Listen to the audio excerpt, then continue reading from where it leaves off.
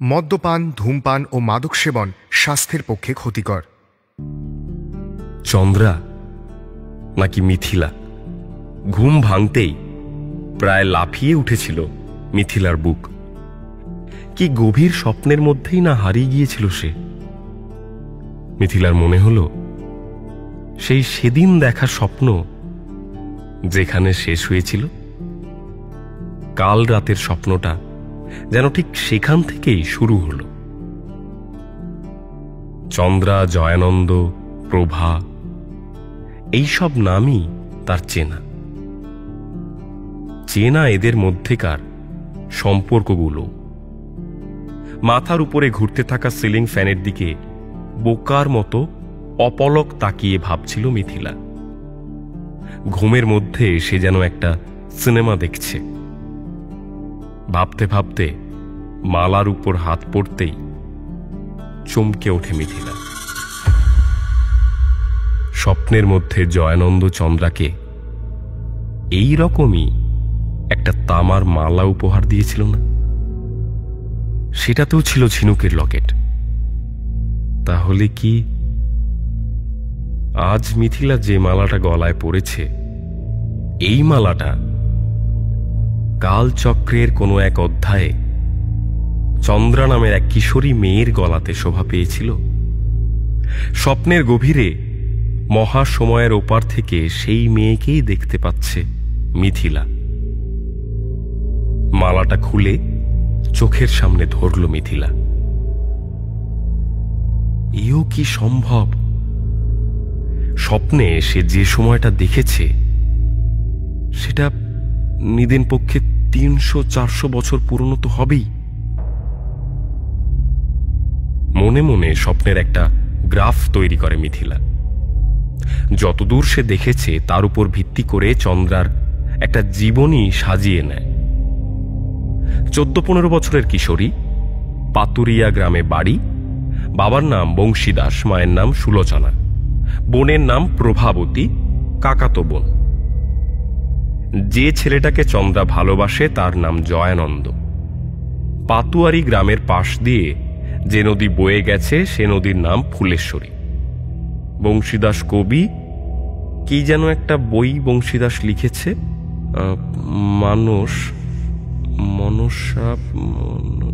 কি যেন বইটার নাম মনে এসেও। এমন সময় নীলিমা বাথরুম থেকে বেরোয়। সাবান জলের গন্ধে ভরে ওঠে ঘর। মিথিলার দিকে তাকিয়ে নীলিমা বলে, দাদা স্নান করে নে, অঞ্জনা দিয়ে এসেছিল একটু আগে, বাড়িতে ইলেকট্রিকের কি সব যেন কাজ করাবে, ট্যাঙ্কগুলো পরিষ্কার করবে, আর ট্যাঙ্কে একটু পরে জল থাকবে না, তাড়াতাড়ি যা। নীলিমার কথা কানে যেতেই আরো বেশি করে স্বপ্নের ভাবনা থেকে দূরে সরে যায় মিথিলার মন। না, আর সে ভাবতে পারবে না। একটা চাপা বিষণ্ণতা নিয়ে বিছানা ছাড়ে মিথিলা। ধীর পায়ে ব্রাশ আর পেস্ট নিয়ে বাথরুমের দিকে এগিয়ে যায়। স্নান করে বেরিয়ে মিথিলা দেখল তমালিকাও এসে গেছে। বাথরুমে বসেই তমার গলা কানে এসেছিল ওর। একটা তোয়ালে জড়িয়ে বাথরুম থেকে বেরিয়ে এলো মিথিলা। ভিজে চুল সারা পিঠ ছড়িয়ে আছে। তোয়ালের ঠিক উপরে গলার নিচের দিকে বিন্দু বিন্দু জল যেন অন্তিম আকুতি নিয়ে মিশে যেতে চাইছে মিথিলার বুকে। মিথিলার চুল থেকে পা অবধি একবার তাকিয়ে মুখ টিপে হেসে নীলিমা বলল, দিন দিন যা রূপ খুলছে তোর, শিলিগুড়ির ছেলেপিলেরা তো সব পাগল হয়ে যাবে রে। নীলিমার কথার উত্তরে মুচকি হেসে মাথা দুলিয়ে বারান্দায় কাপড় মেলতে চলে গেল মিথিলা। ঘরের ভিতরে তমা আর নীলিমা তখনও লাগাতার বকে যাচ্ছে। বেশ খানিকটা উঁচু গলায় তমা জিজ্ঞেস করল, হ্যাঁ রে মিথি, এই সত্যি করে বলতো, প্রেম প্রেম করছিস না তো? হ্যাঁ, দিন দিন চেহারা এমন খোলতাই হচ্ছে কেন তাহলে? বারান্দা থেকেই মিথিলা উত্তর দিল, কেন, প্রেমের সঙ্গে চেহারার কি সম্পর্ক? আছে আছে, সম্পর্ক আছে। আমায় ফাঁকি দিতে এসো না বাবু, এই খেলার আমি পুরনো প্লেয়ার। কাপড় মেলা শেষ হয়ে গিয়েছিল। হাসি হাসি মুখে ঘরে ঢুকল মিথিলা। ওদের দিকে তাকিয়ে চতুর কণ্ঠে বলল, আমি প্রেম করলে তোরা ঠিক জানতে পারবি, লুকিয়ে চুরিয়ে কাজ আমি করি না।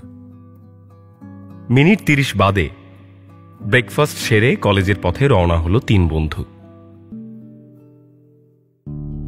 সুতপা এখনো ফেরেনি। সেই যে বাড়ি গেল, একটিবার কলও করেনি সে। কাল সন্ধ্যায় মাসির চায়ের দোকানে বসে অশ্রুত একবার কল করেছিল সুতপাকে। ফোন তোলেনি সুতপা। এত বছরের মধ্যে এই প্রথমবার অশ্রুতর চোখে মুহূর্তের জন্য অজানা আশঙ্কার মেঘ দেখতে পেয়েছিল মিথিলা। আজ আকাশ যথেষ্ট মেঘলা। সূর্যের নামগন্ধও খুঁজে পাওয়া যাচ্ছে না পূব আকাশে। টোটোয় চেপে মিথিলা খানিক নিজের মনেই বলল, আজ বৃষ্টি হতে পারে। নীলিমা বলল, হলো যেন বিকেলের পর হয়, কলেজ থেকে ফিরে একটা জমিয়ে ঘুম দিতে পারবো। এই ভালো কথা, তোদের না আজকে বাজার যাওয়া? সুতপা তো এলো না, একা পারবি? বাজারের কথা শুনে মিথিলার চেহারায় বাইরের আকাশ থেকে এক পশলা মেঘ এসে জমা হলো। না, কোনো উপায় নেই, বাজারে তাকে যেতেই হবে। মিথিলা বলল, তুই যাবি আমার সঙ্গে? নীলিমা ফিচেল হাসল। অত সহজে চিঁড়ে ভিজবে না বাপু, আমায় নিয়ে গেলে বকরা দিতে হবে। কিসের বকরা? নেকা ষষ্ঠী একটা, বাজার শেষে যে টাকা বাঁচবে তার বকরা। বেশ, তাহলে বার্গেন তুই করবি, আমার দ্বারা বাপু এসব বার্গেন টার্গেন হয় না। ওকে, ডান ডান ডান ডান। একটা এস্টিমেট দিস, সেখান থেকে যতটা কমাতে পারবো ততটা আমার। নীলিমা বাজার নিয়ে তর্কে এতটাই মশগুল হয়ে পড়েছিল যে খেয়ালই করল না মিথিলার মুখ ক্রমে কেমন উদাস হয়ে উঠছে। বহু কষ্টে নিজেকে সামলাচ্ছে মিথিলা। প্রতিদিন একটা না একটা বাধা এসে হাজির হচ্ছে ওর আর প্রশান্তর মাঝে। আজ যেভাবেই হোক দেখা সে করবেই, দরকার হয় এটাই করবে সে। ভাবতে ভাবতে ছায়া কেটে গিয়ে আবার উজ্জ্বল হয়ে ওঠে মিথিলার মুখ। প্ল্যানটা নেহাত মন্দ নয়। মনে মনে হাসল মিথিলা। কলেজ থেকে ফিরে দ্রুত পায়ে জামা কাপড় বদলে বাজারে যাওয়ার জন্য রেডি হলো 2 বন্ধু। মিথিলা যেন একটু বেশিই ব্যস্ত। হরিণের মতো লাফিয়ে নিচে নামল সে। অন্যদিন হলে মাসির দোকানে 1 কাপ চা খেয়ে তারপর এগোতো মিথিলা, কিন্তু আজ চা খাওয়ার সময় নেই। ঘড়িতে 4:45 বাজে। 6:30টার মধ্যে ওকে মেসে ফিরতেই হবে। প্রথমেই ওরা গেল পল্টুর মুদির দোকানে। চেনা দোকান, প্রতি মাসের শুরুতে এই দোকান থেকেই বাজার করা হয়। তার অবশ্য একটা কারণও আছে। পল্টু বয়সে কচি, মেরে কেটে বছর 20 হবে। সব জিনিসেই ও বেশি ডিসকাউন্ট দেয় মেয়েদের। পল্টুকে জিনিসের লিস্ট ধরিয়ে ওরা চলল কাঁচা বাজারের দিকে। পুরো মাসের জিনিস কাঁচা বাজার থেকে সব একসাথে যদিও কেনা যাবে না, তবে কিছু জিনিস অন্তত সপ্তাহের জন্য কেনা যায়। আলু, পেঁয়াজ, রসুন, আদা, লঙ্কা, এইসব। মিথিলা যখন কাঁচা বাজার সারছিল, নীলিমা চট করে একবার মাছ বাজার থেকে ঘুরে এসে বলল, এই আজ রাতের কি মেনু রে? কেন, প্রত্যেক মাসের প্রথম রাতে যেটা হয়, চিকেন। এই শোন না, বলছি একটা কাজ কর না, চিকেন ছাড়। বেশ ভালো ট্যাংরা উঠেছে দেখলাম, বুঝলি? সাইজ যা তা তো মনে হচ্ছে ডিম ভর্তি। কতদিন এরকম ট্যাংরা খাই না রে। এই নিয়ে চল, নিয়ে চল। মাসিকে বলবো স্রেফ জিরে ফোড়ন আর শুকনো লঙ্কার গুঁড়ো দিয়ে পাতলা ঝোল করতে। ট্যাংরা কিনলে কিন্তু আর টাকা বাঁচানো যাবে না। আরে ঠিক আছে, টাকা বাঁচি তো সেই বিরিয়ানিই খেতাম, ওর চেয়ে ট্যাংরা ঢের ভালো। চল চল চল আমার সঙ্গে, ওই দেখাচ্ছি তোকে, ওই দিকটায়। মাছ বাজারের একটা অদ্ভুত গন্ধ আছে। বরফ, কাঁচা রক্ত, মাছ মাখা জলের গন্ধ। তবে মাংসের বাজারের মতো মোটকা গন্ধ মোটেই নয়। কারণ মাংসের বাজারে একই ধরনের, অবশ্য মাংস মানে কেবল মুরগি, 3-4টে পাঁঠার দোকানও যদিও আছে, সেটা বাজারে ঢোকার মুখেই।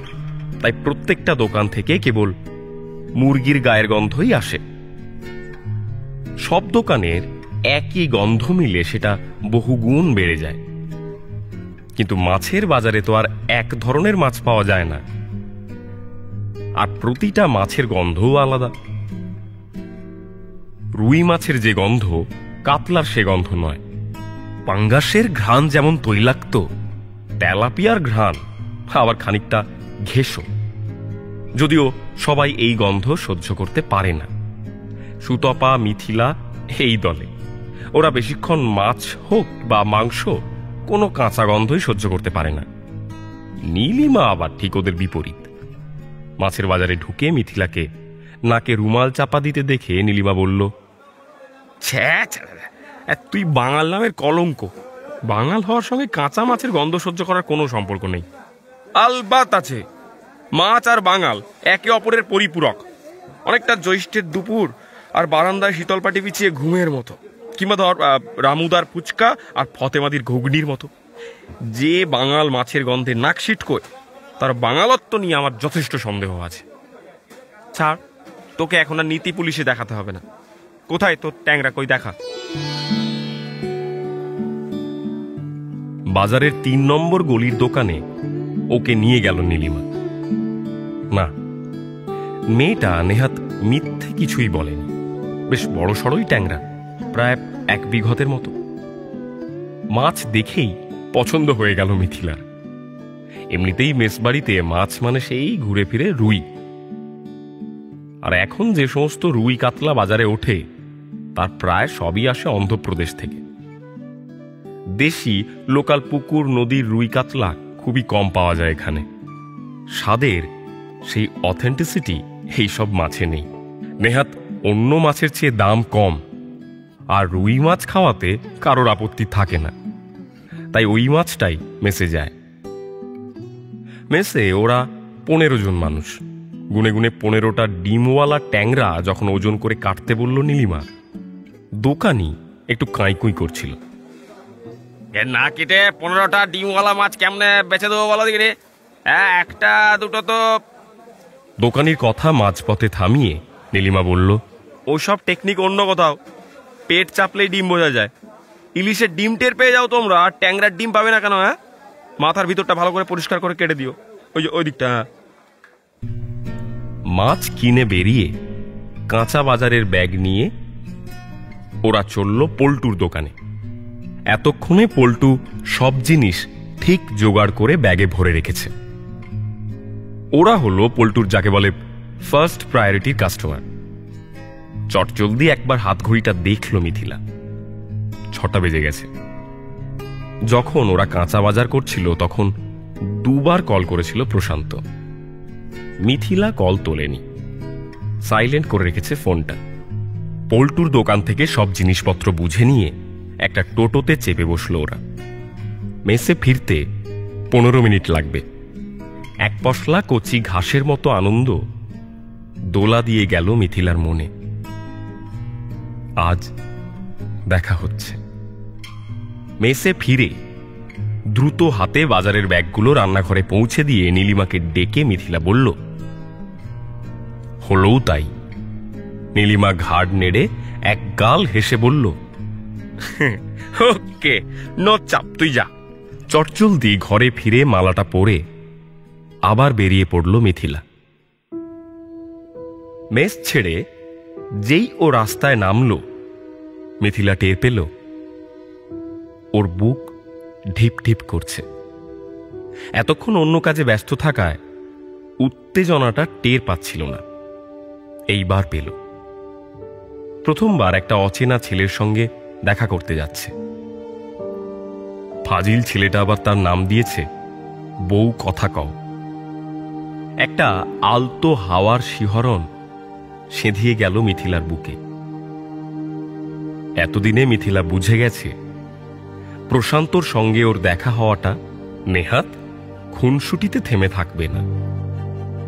একটা দারুণ ঝড় যে অদূর ভবিষ্যতে মিথিলার জীবনে আছড়ে পড়তে চলেছে, সে আভাস মিথিলা পেয়েছে।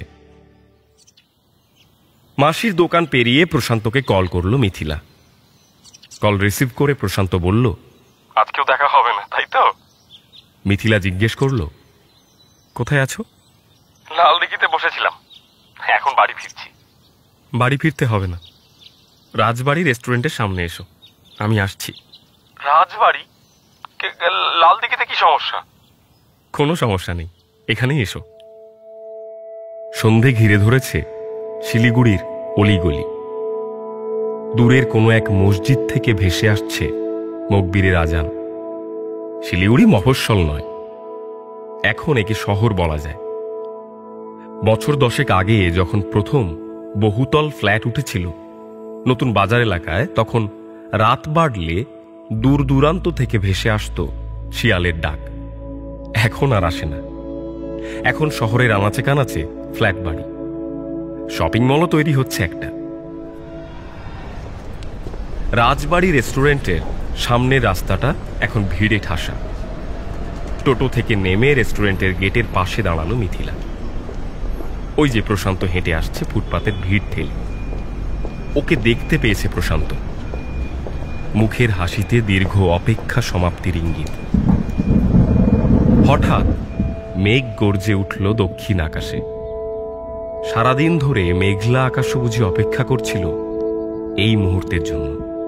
এইবার অকাতরে বৃষ্টি হয়ে ঝরে পড়বে সে।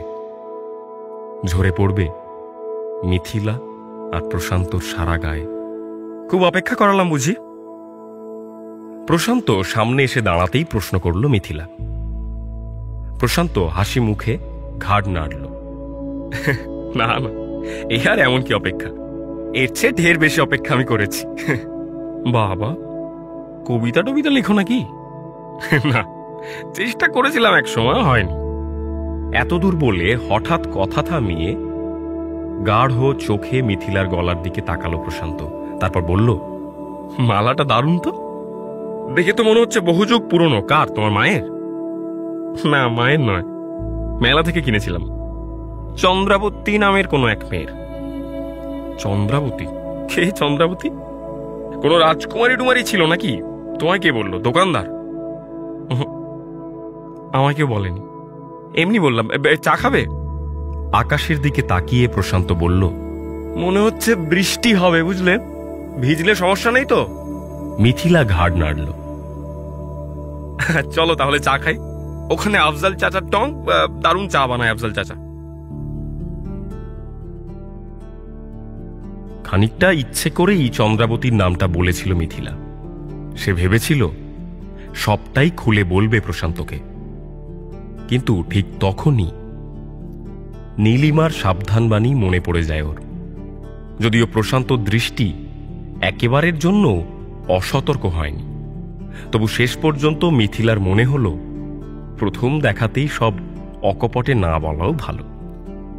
ওরা চা খেয়ে রাস্তায় নামতেই বৃষ্টি শুরু হলো, ঝিরঝিরে বৃষ্টি। এই বৃষ্টিতে শরীর ভেজে না, কেবল শীতল হয়ে যায়। তখন নিজেকে গরম করার জন্য ইচ্ছে হয় খুব পরিচিত কোনো মানুষকে আষ্ঠে পৃষ্ঠে জড়িয়ে ধরতে। হাঁটতে হাঁটতে মিথিলা জিজ্ঞেস করল, কবে ফিরছো তুমি? দেখি, আগে তো ভেবেছিলাম কাল ফিরবো, এখন অন্য কথা ভাবছি। এই সপ্তাহটা থেকেই যাই। এমা, কেন? ক্লাস মিস যাবে তো। সে যাক, একটা দুটো ক্লাস মিস গেলে কি হবে। রাজবাড়ি পর্যন্ত হেঁটে এসে থামল দুজন। একটা টোটো ডেকে মিথিলা উঠে পড়ল তাতে। প্রশান্তকে বলল, কাল যখন যাচ্ছই না, লালদিঘিতে এসো। সে তো আমি রোজই আসি, তুমিই ধোকা দাও। কাল আসবো, শুনলেই তো কেমন একের পর এক উদ্ভট কাজ বেঁধে গেল এই দুদিনে। তবু তো আজ এলাম। আমি কিন্তু কথা রেখেছি। হ্যাঁ, আচ্ছা আসি, দেরি হলে 1000 একটা কৈফিয়ত দিতে হবে নীলিমাকে। ও যা চালাক মেয়ে, ঠিক টের পেয়ে যাবে তখন। ফেরার পথে জোর বৃষ্টি শুরু হলো। চারপাশ খোলা টোটো। বেশ খানিকটা ভিজে গেল মিথিলা। ঘরে ঢুকে পোশাক বদলে একটা চুড়িদার পরে নীলিমার ঘরের দিকে পা বাড়ালো।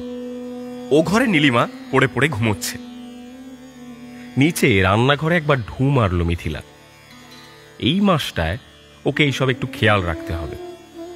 মাসির রান্না হয়ে গেছে, পাকা মাছের ঘ্রাণে ম ম করছে ডাইনিং।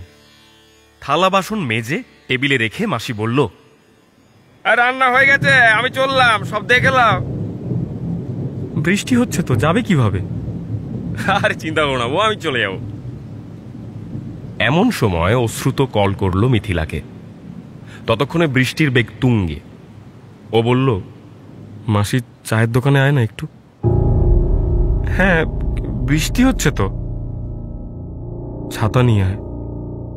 মিথিলা আর কথা বাড়াল না। অশ্রুতর কণ্ঠে কেমন এক বৈরাগ্য ভিড় করে এসেছে। কিছু একটা হয়তো ঘটেছে, নয়তো এমনভাবে অনুরোধ করে না অশ্রুত।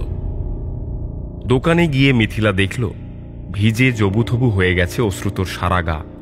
ও জিজ্ঞেস করল, কি রে, কোথায় গেছিলি? এমন কাক ভেজা ভিজেছিস কেন? ওর কথার উত্তর না দিয়ে বেঞ্চির ওপর রাখা চায়ের কাপে বেশ বড় একটা চুমুক দিল অশ্রুত। মিথিলা আবার জিজ্ঞেস করল। অশ্রুতর বাড়িতে কিছু হলে ও নিজেই জানতে পারত। ওর বাড়ি থেকেই কল আসতো তাহলে। ইতিমধ্যে ঘুম সেরে হাই তুলতে তুলতে নীলিমাও এসে জুটেছে মাসির দোকানে। অশ্রুতর মুখের দিকে তাকিয়ে মিথিলার মতো একই প্রশ্ন করল নীলিমা। কি রে শ্রুত, কি হয়েছে?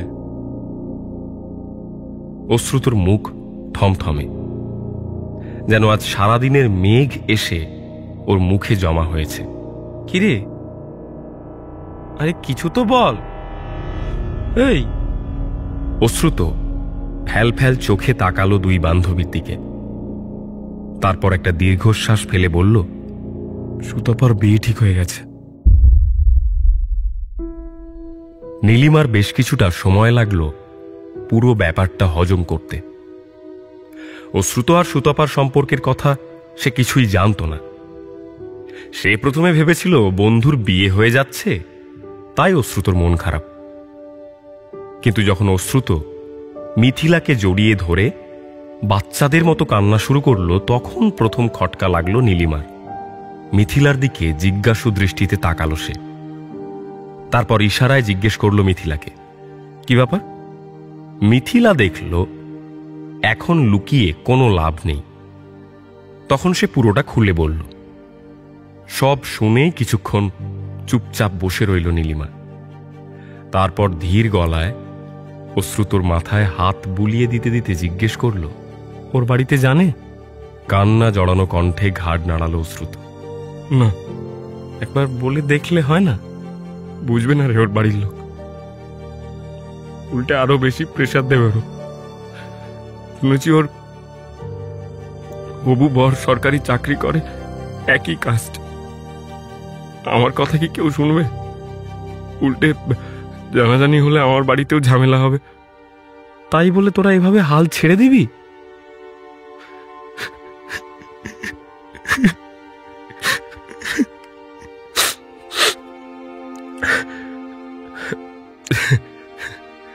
কান্না মুছে উঠে বসল অশ্রুত। মলিন হেসে বলল, আমরা দুজনেই জানতাম এমন একটা দিন আসবে। অনেকদিন ধরে ওর বাড়িতে বিয়ের কথা চলছিল, ওর কেউ জানায়নি। গত বর্ষায় ওর বাবা প্যারালাইজড হয়ে যাওয়ার পর ওর দাদা উঠে পড়ে লেগেছে বোনের বিয়ে দেওয়ার জন্য। বাবা বেঁচে থাকতে থাকতে মেয়ের একটা সুখী সংসার দেখে যেতে চান। মেসে কবে আসবে সুতপা? পরশু এনগেজমেন্ট, তারপর আসবে। ওই জিনিসপত্র নিয়ে যেতে। ছেলে কলকাতায় চাকরি করে, বিয়ের পর ওখানেই পড়াশোনা করবে সুতপা। ওর মাই ফোন করেছিল আমাকে, আমাদের সবাইকে ইনভাইট করেছে এনগেজমেন্টে যাওয়ার জন্য। যাবি তুই? হ্যাঁ হ্যাঁ, যেতে তো হবেই। আমরা চারজন ছাড়া ওর তো আর কোনো বন্ধু নেই। না গেলে তো খুব খারাপ দেখায় বল। কথাটা শেষ করে আবার ডুকরে কেঁদে উঠল অশ্রুত। নীলিমা আর মিথিলা বোবা দৃষ্টি ফেলে চুপচাপ বসে রইল অশ্রুতর কাঁধে হাত রেখে। ট্যাংরার ঝোল আর সে রাতে দুই বন্ধুর মুখে রুচল না। মেসের বাকি মেয়েরা যদিও খুব তৃপ্তি করে খেল। খাওয়ার শেষে মেস ম্যানেজার মিথিলা জিন্দাবাদ। আরে সেরা সেরা গুরু, তুমি গুরু সেরা। এই মেস ম্যানেজার মিথিলা জিন্দাবাদ জিন্দাবাদ জিন্দাবাদ ইত্যাদি সব স্লোগানও দিল হাসাহাসি করতে করতে। সুতপার মাই তমালিকাকে ফোন করেছিল এনগেজমেন্টে যাওয়ার জন্য। ওকেও তখন শ্রুত আর সুতপার ব্যাপারে সবটা খুলে বলতে হলো। সেই রাতে 3 বন্ধু অনেকক্ষণ সলা পরামর্শ করল কোনোভাবে যদি বিয়েটা আটকানো যায়। সুতপাকে একবার ফোনও করল মিথিলা। ঠান্ডা গলায় মিনিট খানেক কথা বলে ফোন কেটে দিয়েছে সুতপা। এমনিতেই সুতপার কোনো বহিঃপ্রকাশ নেই, বুক ফেটে গেলেও মুখ ফোটে না। মিথিলা জিজ্ঞেস করেছিল, তোর কি কোনো উপায় নেই ভাই? সুতপা বলেছিল, না নেই। আচ্ছা আমি রাখি, পরশুদিন আসিস তোরা। তমালিকা বলল, একটা কাজ করলে হয় না? কাল আমরা যাই, গিয়ে ওদের বাড়ির লোকজনকে এভাবে বোঝাই যে অনার্সটা শেষ করা না পর্যন্ত বিয়েটা থাক, তারপর না হয়। মিথিলা বলল, শ্রুত যা বলল তাতে মনে হয় ওর দাদা শুনবে না। অ্যাকচুয়ালি বাবা থাকতে থাকতেই ভগ্নী দায় থেকে উদ্ধার পেতে চাইছে ওর দাদা। চূড়ান্ত বাজে লোক। সুতপা আমায় বলল তো, ওর দাদা ছোটবেলা থেকে ওকে সহ্য করতে পারে না। সম্পত্তির ভাগ দিতে হবে বোনকে, এই চিন্তা সবসময় ওকে কুড়ে খায়। আর তবু দাদা না বুঝুক, মা বাবা তো বুঝবে। বুঝবে না, ওর মা তো আরোই বুঝবে না। উনি ছেলের পক্ষে, উল্টে ভাববে আমরা কান ভাঙানি দিতে চাইছি। ওর বাবা একমাত্র বুঝতো, কিন্তু কাকু বুঝলেই বাকি। করতে তো আর কিছু পারবেন না। এখন সংসারের সব ক্ষমতা ওর দাদার হাতে। নীলিমা বলল, সুতপা বাড়ি থেকে চলে আসে যদি, মানে পুরোপুরি, আমরা যা টাকা পয়সা পাই বাড়ি থেকে সেটা দিয়ে আপাতত ওকে হেল্প করতাম, তারপর কিছু একটা দেখা যাবে। তমালিকা মৃদু হেসে বলল, হয় না রে নীলু, কোনো নিশ্চয়তা না পেলে এতটা সহজে সব ছেড়ে আসা যায় না। মিথিলার এক মুহূর্তের জন্য মায়ের কথাটা মনে পড়ল। ওর মা যখন সংসার ছেড়ে বেরিয়ে এসেছিল তখন কোন নিশ্চয়তা ছিল তার কাছে? অনেক রাত পর্যন্ত 3 বন্ধু এ কথা সে কথা বলে তারপর যখন ঘুমোতে গেল ততক্ষণে পূব আকাশে শেষ রাতের বিষণ্ণ সাদা আলো ফুটে উঠেছে। একটু পরেই ওই সাদা আলো চিরে ধীরে ধীরে আকাশে রাঙাটে রং ধরবে, তারপর সূর্য উঠবে, নতুন সকালের সূর্য। সে রাতে আর মালা পরার কথা মনে ছিল না মিথিলার। বাস্তব জীবনের উঠোনে দাঁড়িয়ে থাকা ঘূর্ণিঝড় সম বিপর্যয় ওকে স্বপ্নের সুন্দর জগতের কথা একরকম ভুলিয়েই দিয়েছিল। পরদিন আর কলেজে যাওয়া হলো না কারো। অত দেরিতে ঘুমিয়ে কারোরই সময় মতো ঘুম ভাঙল না। সারাদিন ওদের মেসেই কাটল। সবারই মনে হচ্ছিল ওদের ভিতরের শক্তিস্থলে কে যেন দারুণ এক আঘাত করেছে। ইচ্ছের বিরুদ্ধে বন্ধুর বিয়ে হয়ে যাচ্ছে এ এক কষ্ট, তার উপর বন্ধুর প্রেমিকার বিয়ে হয়ে যাচ্ছে এ আর এক কষ্ট। এই 2 কষ্ট 19-20 এই 3 তরুণীর হৃদয় যেন ফালা ফালা করে ছিঁড়ে ফেলছে। বিকেল করে প্রশান্তর কল এলো। ওরা 3 জনেই তখন ঘুমে। কলের শব্দে ঘুম ভেঙেছিল মিথিলার। ও প্রথমে ভেবেছিল কাটিয়ে দেবে আজ, কিন্তু পরে মনে পড়ল কাল প্রশান্ত শিলিগুড়ি থাকছে না। তাছাড়া ছেলেটা ওর সঙ্গে দেখা করবে বলেই আলিপুরদুয়ার ফিরে যায়নি। তখন আর ওকে কাটাতে ইচ্ছে হলো না। নীলিমারা তখন ঘুমোচ্ছে। ওদেরকে না জাগিয়েই নিঃশব্দে তৈরি হয়ে বেরিয়ে পড়ল মিথিলা। লালদিঘির পাড়ে বসেছিল প্রশান্ত। টোটো থেকে নেমে ধীর পায়ে কোনরূপ শব্দ না করে মিথিলা গিয়ে ওর পাশে বসে পড়ল। মিথিলার এমন অসম্ভব নীরবতা দেখে একটু অবাকই হলো প্রশান্ত। কিছু হয়েছে মিথিলা?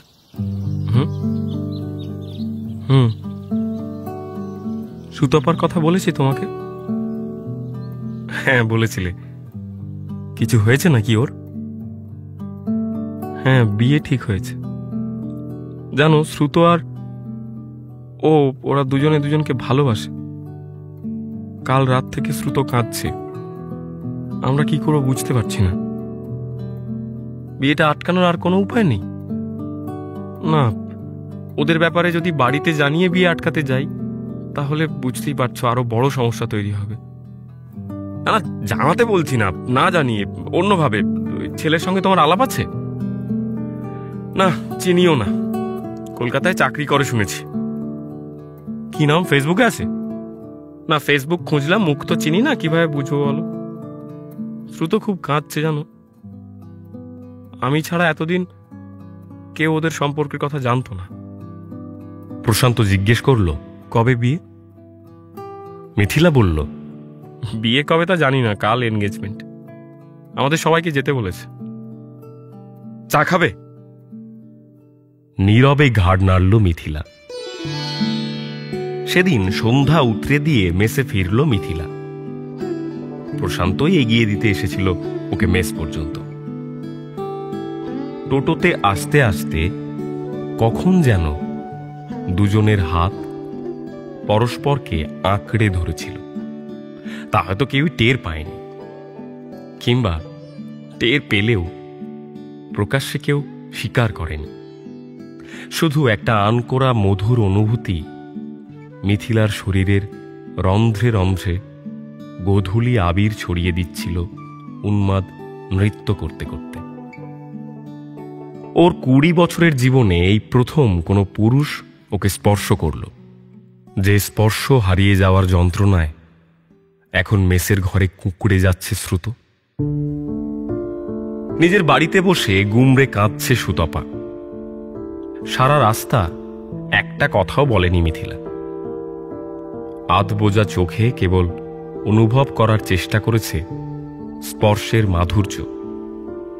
প্রশান্ত ওকে কথা বলার জন্য জোর করেনি। হয়তো তার মনেও এমনই উথাল পাথাল ঝড় চলছিল তখন, কিংবা হয়তো বইছিল অন্য কোনো অনুভূতির বাতাস। কে জানে। মানব মন বড় অদ্ভুত।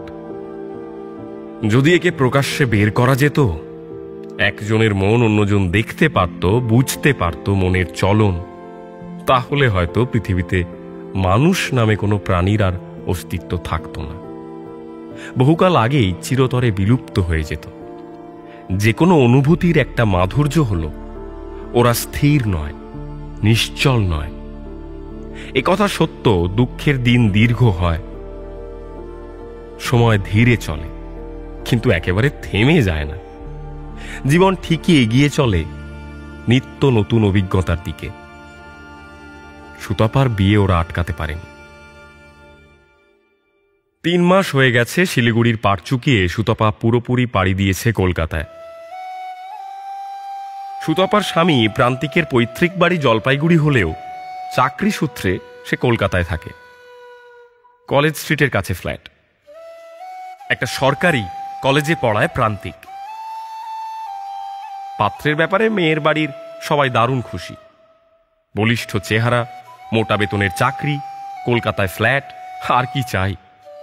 তার উপর বিয়ের পর বউ নিয়ে যাওয়ার সময় পাত্র বারবার আশ্বাস দিয়েছে সুতপার পড়াশোনা বন্ধ হবে না। সামনের বছরই সুতপাকে ভালো একটা কলেজে ভর্তি করিয়ে দেবে প্রান্তিক। বিয়ের আগে আর অশ্রুতর সঙ্গে দেখা হয়নি সুতপার। একদিনই মাত্র মেসে এসেছিল সুতপা নিজের জিনিসপত্র নিয়ে যেতে। সঙ্গে ওর দাদাও ছিল। কোনো এক অজানা কারণে অশ্রুতকে সেদিন শিলিগুড়িতে পাওয়া যায়নি। সকাল হতে না হতেই কোথায় যেন বেরিয়ে গেল। ফিরল সন্ধে উতরে দিয়ে। সুতপার বিয়েতেও অশ্রুত যায়নি, মিথিলারা গেছিল। বিয়ের অনুষ্ঠানাদি চুকে যাওয়ার পর সবার অলক্ষ্যে মিথিলাকে ডেকে একটা চিঠি ধরিয়ে দিয়েছিল সুতপা। কান্না জড়ানো কণ্ঠে বলেছিল, শ্রুতকে বলিস ওই আমার প্রথম এবং শেষ প্রেম। ওর দিকে খেয়াল রাখিস তোরা, যতদিন সঙ্গে আছিস। ওই একবারই কেঁদেছিল সুতপা। বিদায় বেলায় যখন মেয়েরা হাউ হাউ করে কাঁদে, যেতে যেতে বারবার ফিরে তাকায় ফেলে আসা বাড়িটার দিকে, সুতপা তখন ছিল পাথরের মতো শক্ত। ফিরে তাকানো তো দূর, এমন দৃঢ় পায়ে গাড়ির দিকে হেঁটে যাচ্ছিল যেন সে এক সব হারানো পথিক। পৃথিবীর কাছে আর কোনো চাওয়া নেই, পাওয়া নেই, নেই কোনো অভিযোগ অনুযোগ। সে যেন এই বাড়ির বাসিন্দা ছিলই না কোনোদিন। সুতপার বিয়ের পর সপ্তাহ দেড়েক নির্জীব গাছের মতো মেসের খাটে শুয়ে শুয়েই দিন কাটিয়েছিল অশ্রুত। ওই কদিন কোথাও যায়নি সে, না কলেজ, না মাসির দোকানে চা, না অন্য কোথাও। মিথিলাদের সঙ্গেও দেখা করেনি। তারপর এক বুধবার বিকেলে হঠাৎ বিছানা ছেড়ে উঠে গা ঝাড়া দিয়ে মিথিলাদের ফোন করে বলল, একটু চক্কর কাটতে যাব, তোরা যাবি? সুতপা চলে যাওয়ার পর তমালিকা ওদের মেস ছেড়ে মিথিলাদের মেসে চলে এসেছিল। সুতপার খাটেই ও এখন ঘুমায়। বিচ্ছেদ যে শুধু অশ্রুত আর সুতপার হয়েছে তা নয়, তমালিকাও দাঁড়িয়ে আছে বিচ্ছেদের দ্বার প্রান্তে। হায়দ্রাবাদ ইউনিভার্সিটিতে পিএইচডিতে চান্স পেয়েছে চন্দন। মাসখানেক পর ও হায়দ্রাবাদে চলে যাবে। তমালিকাও অনেক ভেবে চিনতে দেখেছে এই বয়সে লং ডিস্টেন্স রিলেশনশিপ মানায় না। 19 থেকে 25 এই 6টা বছর মানুষের জীবনে সবচেয়ে মধুরতম সময়।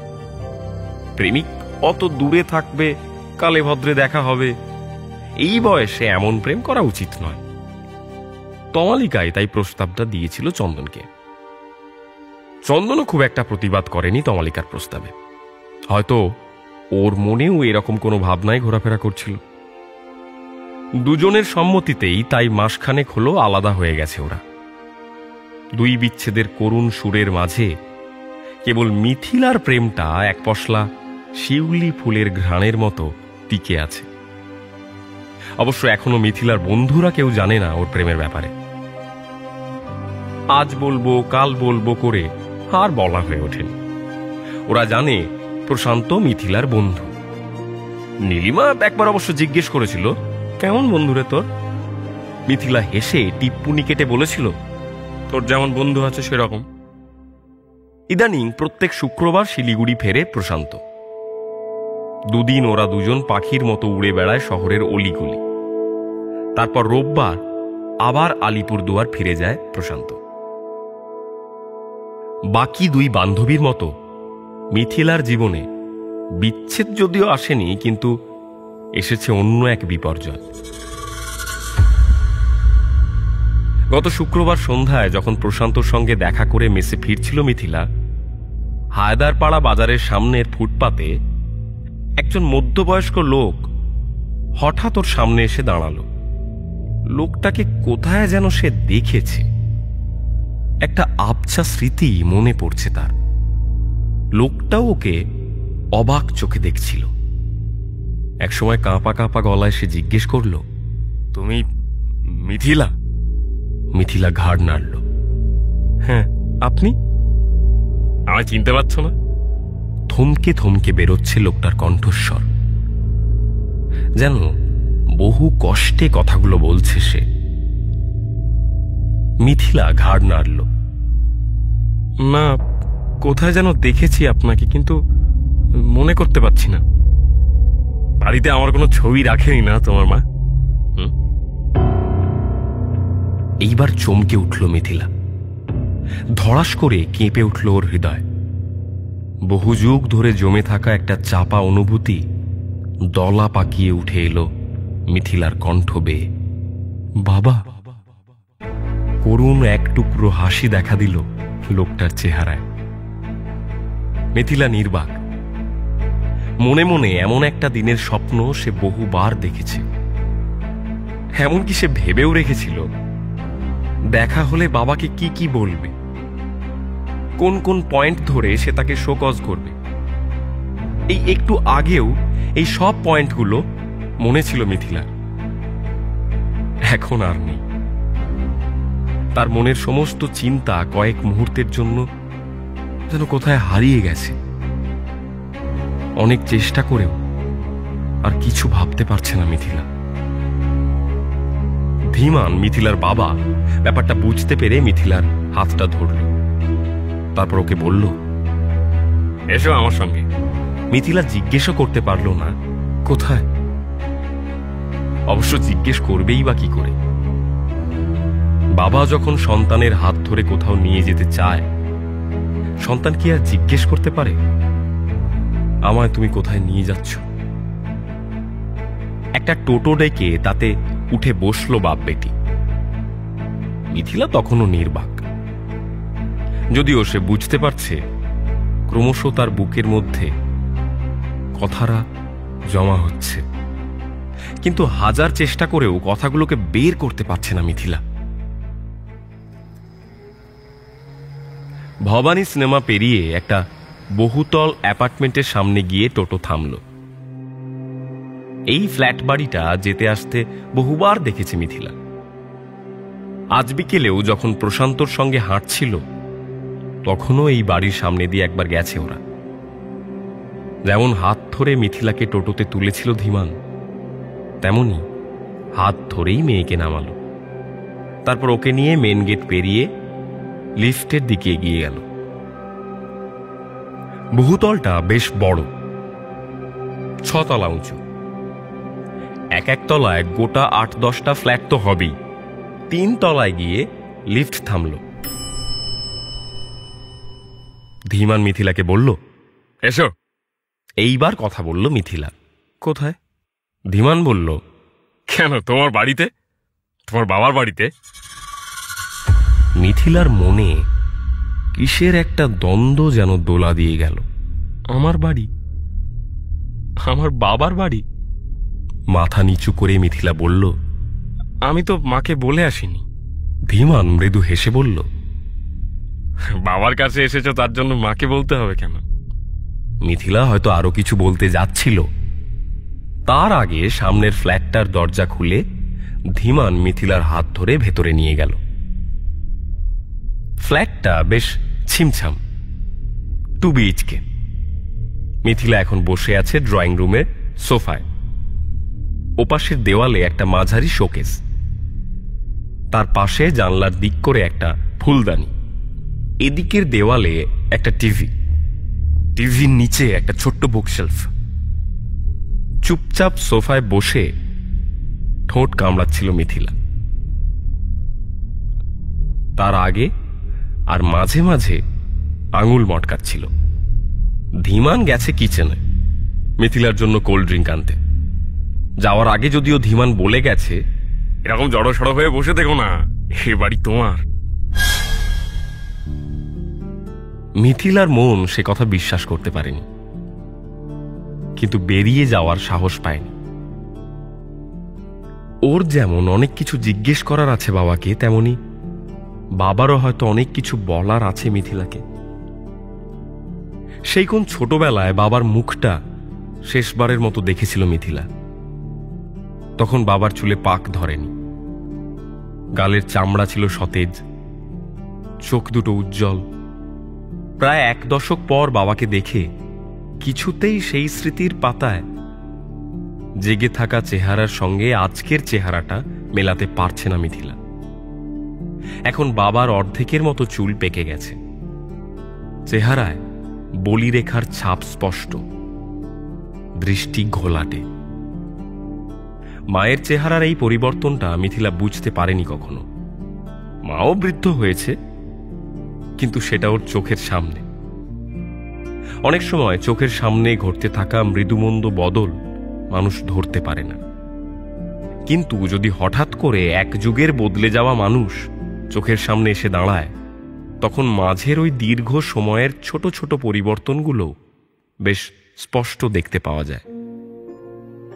বাবার ক্ষেত্রেও সেটাই হয়েছে। আরও একটা জিনিস খেয়াল করেছে মিথিলা, বাবাকে নিয়ে তার আগ্রহ প্রচুর আছে, কিন্তু এই যে একটা টান, যে টানটা মায়ের প্রতি সারাক্ষণ অনুভব করে মিথিলা, সেই টান বাবার প্রতি ও অনুভব করতে পারছেই না। বাবা যেন দূরের কোনো এক নক্ষত্র, মিথিলার নিজস্ব ছোট্ট আকাশের চাঁদ কিংবা সূর্য নয়। মেয়ের গম্ভীর মুখের দিকে তাকিয়ে ধীমান জিজ্ঞেস করল, কি ভাবছো? হ্যাঁ? বাবার কথায় চমক ভাঙল মিথিলার। ঘাড় নেড়ে বলল, হ্যাঁ, না কিছু না। তুমি এতদিন কোথায় ছিলে? মৃদু হাসল ধীমান। শেষ যখন মেয়েকে সে দেখেছে তখনও মেয়ের দুধ দাঁত সবগুলো পড়েনি। বয়কাট চুল ছিল মেয়ের, গুটি গুটি পায়ে স্কুল থেকে ফিরে ঝাঁপিয়ে পড়তো ওর কোলে।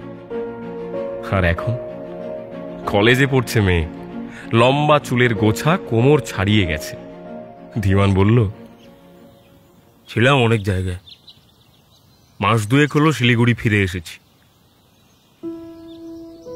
মিথিলার মন জিজ্ঞেস করতে চাইছিল, সেই নারী কই, যার জন্য তুমি মাকে ধোঁকা দিয়েছিলে? নাকি ওই সংসারও ভেঙে গেছে? কিন্তু বাবাকে তো আর এসব প্রশ্ন করা যায় না। ধীমান যদিও বুঝতে পেরেছে মেয়ের মনের অবস্থা, সে জিজ্ঞেস করল, মা কেমন আছে? মিথিলা ঘাড় নাড়ল, ভালো। ভাই ভালো আছে। কোন ক্লাসে পড়ে ও এখন? 11-এ। বাহ, অনেক বড় হয়ে গেছে তো। তুমি এখানে কোথায় থাকো? মিথিলা মনে মনে ঠিক করে নিয়েছিল বাবাকে নিজের ঠিকানা দেবে না, অন্য কোনো জায়গার কথা বলবে। সেই মতো পোস্ট অফিসের দিকে একটা মেসের কথা বলল মিথিলা। তমালিকা প্রথম দিকে ওই মেসে থাকত। কিছু খেয়েছো সন্ধ্যায়? রাতে আর মেসে ফিরে কাজ নেই, এখানেই থাকো আমার সঙ্গে। বাবার প্রস্তাবটা শুনে বেশ একটু দ্বন্দ্বে পড়ে গেল মিথিলা। বাবাকে না বলা যায় না, আবার মায়ের কাছে না বলে সে থাকতেও পারবে না। বাবার কথার কি উত্তর দেবে তাই ভেবে পেল না সে। এমন সময় ধীমানের ফোন বেজে উঠল। ফোনটা সোফার পাশে টেবিলেই রাখা ছিল। স্বাভাবিক কৌতূহলবশতই মিথিলার চোখ গেল সেদিকে। ফোনের স্ক্রিনে যে নামটা লেখা, সে নামটা মিথিলার চেনা। অনেকবার শুনেছে দিদিমার মুখে, দু একবার মায়ের মুখেও শুনেছে কথা প্রসঙ্গে। বৈশালী, বাবার প্রেমিকা, যার জন্য মাকে ছেড়ে গেছিল বাবা। ধীমান সহজ হাতে ফোনটা রিসিভ করে পাশের ঘরে চলে গেল। কান খাড়া করল মিথিলা। নিষিদ্ধতার প্রতি মানুষের আকর্ষণ চিরন্তন। তাছাড়া কলটা আসার পর থেকেই মিথিলার কেমন গা গোলাচ্ছে। হঠাৎ করেই ওর বাবার উপর ঘেন্না হচ্ছে। নিজেই নিজেকে বলল মিথিলা, এই লোকটার জন্যই আজও মায়ের মুখ অনুজ্জ্বল প্রদীপের মতো মলিন হয়ে থাকে। স্কুলে বহুবার ওকে অপমানিত হতে হয়েছে। এত বছর কোনো খবর না নিয়ে সেই লোক আজ এসে দাঁড়িয়েছে বাবার পরিচয়। মিথিলা শুনল বাবা বলছে, না কোনো সমস্যা হচ্ছে না এখানে। বাবার পরের কথাটা শুনে ওপাশের প্রশ্নটাও আন্দাজ করতে পারল মিথিলা। প্রশ্ন এসেছে, কি করছো এখন? আগের উত্তরটা দেওয়ার সময় যতটা চওড়া গলায় বলেছিল বাবা, এবার গলাটা একটু চেপে নিল। তবু কথাগুলো আবছা কানে এলো মিথিলার। বাবা বলল, কিছু না, টিভি দেখছিলাম, একা একা কি করব। খোকা কোথায়, কি করছে ও এখন? বাবার মুখে ওই চরম মিথ্যেটা শুনে আর এক মুহূর্তের জন্য এই বাড়িতে থাকতে ইচ্ছে করল না মিথিলার। একবার ওর ইচ্ছে হলো বাবার কান থেকে ফোনটা কেড়ে নিয়ে ও পাশের মানুষটিকে চিৎকার করে নিজের অস্তিত্বের কথা জানিয়ে যায়।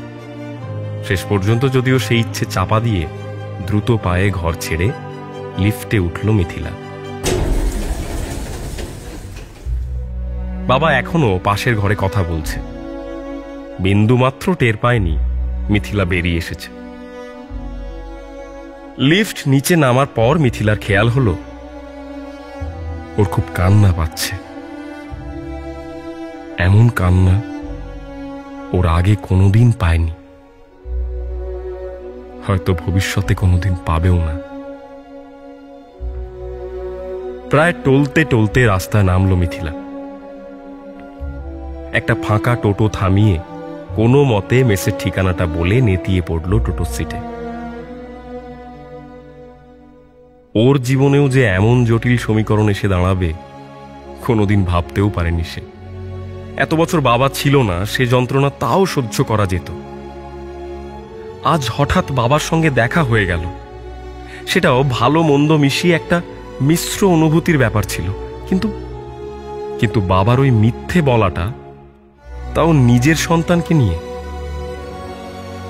এই একটা মিথ্যে মিথিলাকে ছাই চাপা আগুনের মতো ধিক ধিক করে জ্বালাচ্ছিল। মেসের রাস্তাটাকেও আজ বড্ড দীর্ঘ মনে হচ্ছে, কিছুতেই ফুরোচ্ছে না। আচমকা একটা অদ্ভুত চিন্তা মাথায় এলো মিথিলার। বাবা ওকে ফলো করছে না তো আবার? দ্রুত একবার ঘাড় ঘুরিয়ে পিছনের রাস্তাটা দেখে নিল মিথিলা। সন্ধ্যের ব্যস্ত রাস্তা, তার উপর এটাই শহরের মেন রোড। সঙ্গত কারণেই এই রাস্তায় একটু বেশি ভিড়। বেশ ভালো করে পিছনের প্রত্যেকটা গাড়িকে দেখল মিথিলা। না, বাবা কোথাও নেই। 5 মিনিট পর টোটো এসে থামল মিথিলার মেসের সামনে। একটা 20 টাকার নোট টোটোওয়ালাকে ধরিয়ে দিয়ে চেঞ্জের অপেক্ষা না করেই এক ছুটে মেসের ভেতর ঢুকে গেল মিথিলা। ঘরে নীলিমা আর তমালিকা শুয়ে শুয়ে গল্প করছিল। একরকম ঝড়ের বেগে ঘরে ঢুকে তমালিকাকে জড়িয়ে ধরে হাউ হাউ করে কান্না শুরু করল মিথিলা।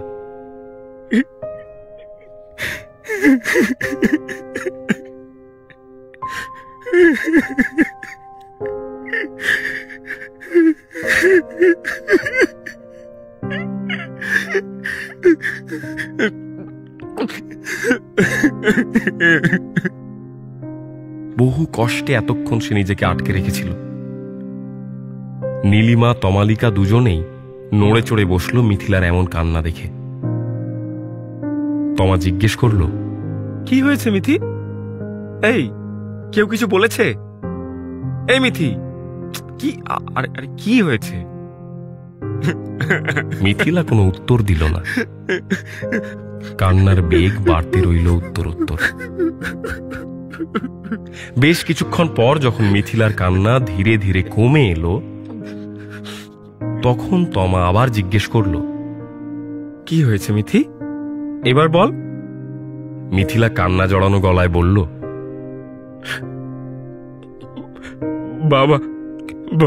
বাবার সঙ্গে দেখা হলো। মিথিলার কথা শুনে চমকে উঠল ওরা দুজন। তমালিকা ওর কলেজের বন্ধু। মিথিলার বাড়ি সম্পর্কে খুব একটা কিছু জানে না, কিন্তু নীলিমা ওর স্কুল জীবনের বন্ধু। পাশাপাশি পাড়ায় বাড়ি। মিথিলার বাড়ির ঠিকুজি কুষ্টি নীলিমার জানা। মিথিলার পিঠে হাত রেখে ওকে সান্ত্বনা দিতে দিতে নীলিমা বলল, কোথায় দেখা হলো? মিথিলা ফুঁপিয়ে কাঁদতে কাঁদতে বলল, আমি প্রশান্তর সঙ্গে দেখা করে ফিরছিলাম, তখন বাজারের সামনে দেখা হলো। আমি প্রথমে চিনতে পারিনি, বাবাই আমার চিনতে পেরে কথা বলল।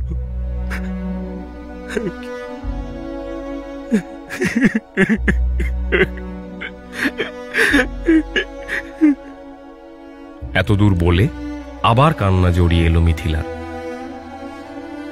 হঠাৎ তার মনে পড়ছে মায়ের কথা।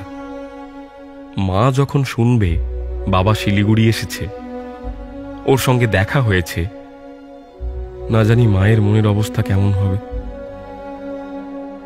আর ভাই, ওই বা কি ভাববে সব শুনে? তমা জিজ্ঞেস করল, তারপর কি বললেন উনি? মেসে ডিনারের ঘন্টা বেজে উঠেছে। মাস দুয়েক হলো ঘন্টা সিস্টেম চালু করেছেন অঞ্জনাদি। ওরা তিন বন্ধু যার যার নিজস্ব দুঃখ যন্ত্রণা আবার মনের গভীরতম কোণে ঠেলে দিয়ে উঠে দাঁড়ালো। আরও একটা মাস কেটে যায়। একদিন মিথিলার মনে পড়ে অনেকদিন বাড়ি যাওয়া হয়নি। সেই যে সুতপার বিয়েতে গিয়েছিল, ওটাই শেষ যাওয়া। ফাইনাল ইয়ারের শুরুতেই যে একটা বিরক্তিকর পড়ার চাপ আসবে, সেটা ওরা কেউই বুঝতে পারেনি। সেই চাপ সামলে আর বাড়ি যাওয়া হয়ে ওঠেনি। তার উপর সপ্তাহান্তে প্রশান্ত আসে। যদিও ইদানিং প্রশান্ত কেমন কেমন অদ্ভুত ব্যবহার করছে। ও যে অন্য কারণে বেশ খানিকটা ডিস্টার্ব হয়ে আছে সেটা বুঝতে পারছে মিথিলা, কিন্তু হাজার জিজ্ঞেস করার পরেও প্রশান্ত কিছুই খুলে বলছে না। এই তো গত সপ্তাহেও ওরা পুরনো লাইব্রেরির পাশের গলিতে চুমু খাচ্ছিল। হঠাৎ করেই মাঝপথে চুমু থামিয়ে দিল প্রশান্ত। মিথিলা জিজ্ঞেস করল, কি হলো, থেমে গেলে যে? প্রশান্ত অচেনা উদাস কণ্ঠে বলল, কিছু না, এমনি একটু গা গোলাচ্ছে। এমা, আগে বলবে তো, শরীর খারাপ? না, শরীর খারাপ না, জানি না, কেমন একটা করছিল তখন। এখন ঠিক আছে, আমি ঠিক আছে। মিথিলার মনে হলো প্রশান্ত কিছু একটা লুকোচ্ছে, পুরো সত্যিটা বলছে না বা বলতে পারছে না। মিথিলা খেয়াল করে দেখেছে ওর একটু বেশি কাছাকাছি ঘেঁষলে মাঝে মধ্যে প্রশান্ত জড়সড় হয়ে নিজেকে গুটিয়ে নিতে চায়, আবার মাঝে মাঝে এমন উন্মাদের মতো আষ্ঠে পৃষ্ঠে ধরে যেন মিথিলা ওর প্রেমিকা নয়, বরং কেনা গোলাম। মিথিলা প্রায়ই ভাবে প্রশান্তর সঙ্গে কথা বলবে এই ব্যাপারে, কিন্তু হয়ে ওঠে না। প্রশান্ত ওর চেয়ে বয়সে বড়। মিথিলা ভাবে মনে মনে ওর অভিজ্ঞতাও আছে নির্ঘাত। ছেলে মানুষ, একা একা বাইরে থাকে, আগে প্রেমিকা ছিল, অবশ্যই অভিজ্ঞতা আছে। হয়তো এইভাবে শরীরের খেলা শুরু হয়। দুমদাম প্রশান্তর অত্যাচার যে মিথিলার খুব একটা খারাপ লাগে তেমনটা নয়। তখন মনের গভীরে যে উত্তেজনা কাজ করে, তাতে এসব তুচ্ছ বলে মনে হয় ওর কাছে। প্রশান্তকে ছেড়ে সপ্তাহান্তে কিছুতেই বাড়ি যেতে মন চায় না মিথিলার, কিন্তু আজ যেতেই হবে বাড়ি। বাবার সঙ্গে ওর প্রথম দেখা হয়েছিল সে প্রায় মাস খানেক আগে। তখন ও মাকে কিছু জানায়নি, চেপে গেছিল পুরোটাই। ভেবেছিল মাকে জানালে মা শুধু শুধু কষ্ট পাবে। বাবার সঙ্গে দেখা হওয়াটাকে একটা দুঃস্বপ্ন ভেবেই মন থেকে মুছে দিতে চেয়েছিল পুরোপুরি। হয়তো সেটা করেও ফেলত মিথিলা, কিন্তু তার আগেই আবার দেখা হয়ে গেল। কলেজের এক বান্ধবীর বাড়ি থেকে জন্মদিনের নেমন্তন্ন খেয়ে ফিরছিল মিথিলা। সন্ধে পেরিয়ে গেছে অনেকক্ষণ, 8টার মতো বাজে। ওর টোটো খেলাঘর মোড় পেরিয়ে থেমেছে প্যাসেঞ্জার তোলার জন্য। নতুন যে প্যাসেঞ্জারটা উঠল সেটাই ওর বাবা হবে তা বিন্দুমাত্র আন্দাজও করেনি মিথিলা। ধীমান গাড়িতে উঠে মিথিলাকে দেখে একটু অবাক হয়ে হেসে জিজ্ঞেস করল, এগিয়ে তুমি এদিকে? মিথিলা ততক্ষণে আবার জড়সড় হয়ে নিজেকে গুটিয়ে নেওয়ার চেষ্টা করছে। সেদিন একরকম পালিয়েই এসেছিল মিথিলা। মনে মনে চেয়েছিল আর যেন কখনো দেখা না হয়, কিন্তু আজ এমন ভাবে দেখা হলো এখান থেকে পালিয়ে যাওয়ার পথটাও নেই। বাবা যদি চায় তো আজই গিয়ে ওর মেসটা দেখে আসতে পারবে। মিথিলা বলল, এক বন্ধুর বাড়িতে নিমন্ত্রণ ছিল, এখন মেসে ফিরছ?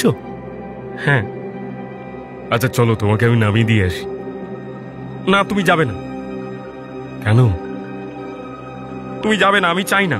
আমি মাকে খুব ভালোবাসি বাবা, তুমি এভাবে এসে সবকিছু নষ্ট করে দিও না। কথাটা শেষ করে বেশ একটু অবাকই হলো মিথিলা। সে নিজেও জানে না হঠাৎ করে সেই কথাটা কেনই বলল। সে মাকে কতটা ভালোবাসে বা না বাসে সেটা বাবাকে জানানোর কোনো কারণ ছিল না। অবশ্য কথাটায় কাজ হলো। ধীমান আর কিছু বলল না সারা রাস্তা, চুপচাপ নিজের ফ্ল্যাটের সামনে নেমে গেল, দুজনের ভাড়া মিটিয়ে। সাবধানে যেও, মিথিলার দিকে তাকিয়ে কথাটা বলে ভিতরে চলে গেল ধীমান। মিথিলা আর কিছুই বলল না। সে হয়তো ওই শেষের কথাগুলোই বাবাকে বলতে চাইছিল এতদিন ধরে, প্রথম দিন বলতে পারেনি। আজ অবশেষে মনের গভীরে ঘাঁটি গেড়ে থাকা অকপট স্বীকারোক্তিটা বেরিয়ে এসেছে। নিজেকে বেশ ফুরফুরে লাগছে।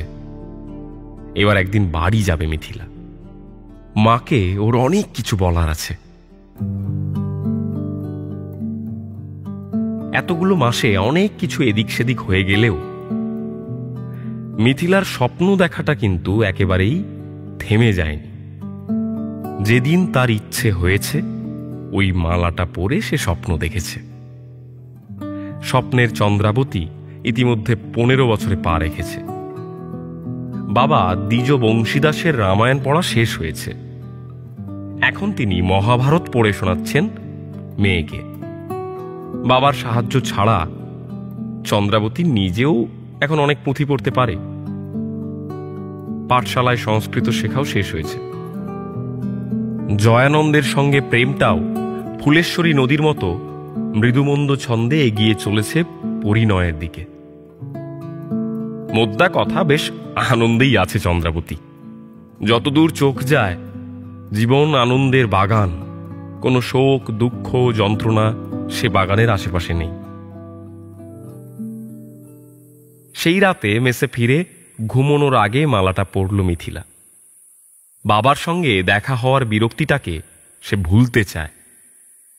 এখন অবশ্য স্বপ্নের মধ্যে চন্দ্রা ডাক শুনে আর আগের মতো চমকে ওঠে না মিথিলা। অভ্যাস হয়ে গেছে ওর। আজও যেমন মা যখন এসে ডাকল, বেশ সহজভাবেই ঘাড় ঘুরিয়ে তাকালো সে। হ্যাঁ মা, বলো। আরে ওঠ এবার, এবার তৈরি হতে হবে তো, ওঠ রে। তৈরি কেন? আরে সকাল সকাল সব ভুলে গেলি? প্রভাও চলে এসেছে চন্দ্রার কাছে। খিলখিল করে হেসে সে বলল, আজকে তোর বিয়ে দিদি, ভুলে গেছিস? বামুন ঠাকুর আসছেন নৌকো নিয়ে। পলকের মধ্যে সব মনে পড়ে গেল চন্দ্রাবতীর। মা বলল, চন্দ্রা, আজ কিন্তু ভাত খেতে পারবি না, উপোস থাকতে হবে। তুই রান্না করা, আমি চিড়ে আর কলা মেখে দিচ্ছি, ওই খা আজকে, কেমন? আয় মা। ঘর থেকে বেরিয়ে উঠোনে নামল চন্দ্রা। শোয়ার ঘর আর রান্নাঘরের মধ্যেকার ছোট্ট রাস্তাটায় দাঁড়িয়ে সে দেখল, বাঁদিকে বাঁদিকে, আরে দ্বার। সকাল থেকেই বাড়িতে হই হই পড়ে গেছে। পাড়ার কাকু জেঠুরা উঠোনে কলা গাছ পুঁতছে, কেউ কেউ উঠোন পরিষ্কার করছে। বংশীদাসের পাঠশালার খোলা ঘরটাকে সাজিয়ে তুলেছে পাড়ার কয়েকটা বউ। ওখানেই বরযাত্রীরা এসে বসবেন। কয়েক ধামা গাঁদা ফুল নিয়ে মালা গাঁথছে ওর নিজের কাকিমা আর পাশের বাড়ির মিনু কাকিমা। কয়েকজন বিয়ের মণ্ডপ সাজাচ্ছে। উঠোনের দক্ষিণে হেঁসেল বসেছে। সেখান থেকে বড় বড় হাঁড়ি কড়াইয়ের ঝনঝনিও ভেসে আসছে কানে। বিয়ের লগ্ন মধ্যরাতে। বিকেল হতে না হতেই চন্দ্রাকে সাজাতে বসলো আশেপাশের বউয়েরা। এই দেখেছিস, ফুল দেখেছিস? এ বাবা, না না। চন্দ্রার কেমন লজ্জা পেতে লাগলো বিয়ের কথা মনে আসতে। মনে পড়তে লাগলো জয়ানন্দের প্রতিটা ছুঁয়ে যাওয়ার দৃশ্য। পাট ভাঙা শাড়ি, হাতে বাহারি চুড়ি, পায়ে আলতা, বেনি করা চুল, সাজ যেন আর ফুরোয় না। চন্দ্রাবতীর যদিও এইসব সাজের দিকে একটুও খেয়াল ছিল না। ওর মাথায় ঘুরছে কুলুঙ্গির মধ্যে রেখে দেওয়া মালাটার কথা। জয়ানন্দ বলেছিল বিয়ের দিন ওই মালাটা পরতে। ওরা ওকে সাজিয়ে উঠে গেলেই ও গিয়ে নিজের হাতেই মালাটা পরবে। বাড়ির মন্দিরে সন্ধে পুজো শুরু হয়ে গেছে বেশ খানিকক্ষণ। যে কোনো সময় বাজনা বাজিয়ে বরযাত্রীর দল এসে পড়বে। নদী পেরোলেই সন্ধ্যা গ্রাম, জয়ানন্দের মামা বাড়ি। কতইবার দূর। প্রভার সঙ্গে নিজের ঘরে বসেছিল চন্দ্রাবতী। তার মন এখন অসীম জগতে অনাবিল চারণ ক্ষেত্রে বাধাহীন চড়ে বেড়াচ্ছে। মুখে সরল হাসি বুঝিয়ে দিচ্ছে প্রাণের আনন্দ। হঠাৎ একটা শোরগোল ভেসে এলো বাইরের উঠোন থেকে। কারা যেন বেশ উচ্চস্বরে চিৎকার চেঁচামেচি করছে। প্রভা এক ছুটে দৌড়ে বেরিয়ে চলে গেল। তারপর খানিকক্ষণ পরে হাঁপাতে হাঁপাতে ফিরে এসে বলল, বড় মা কাঁদছে দিদি। চন্দ্রাবতী জিজ্ঞেস করল, কেন, কি হয়েছে? প্রভাবতী ঘাড় নাড়ল। জানি না, বাবা জেঠুরা কি যেন বলছে, আমি কাছে যেতে আমায় দূরে সরিয়ে দিল। চন্দ্রাবতীর মনের মধ্যে হঠাৎ একটা অজানা দুর্ঘটনার ঢেউ এক মুহূর্তের জন্য ধাক্কা দিয়ে গেল।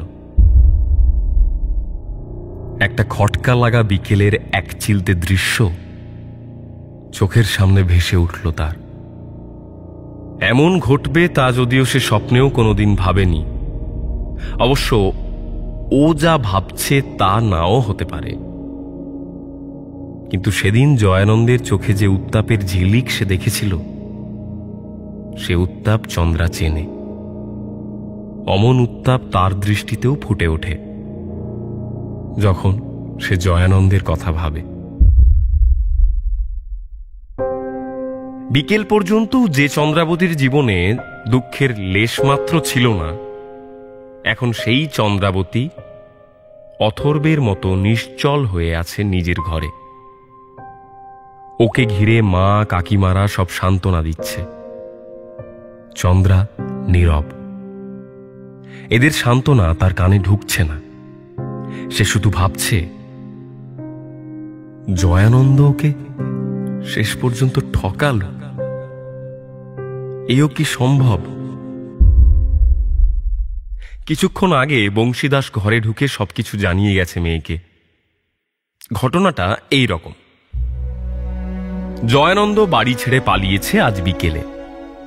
কাজীর মেয়ে আসমানির প্রেমে পড়েছে সে। গত 2 মাস তাদের মধ্যে চিঠি চালাচালি চলছিল। আজ জয়ানন্দ পালিয়ে গেছে আসমানির কাছে।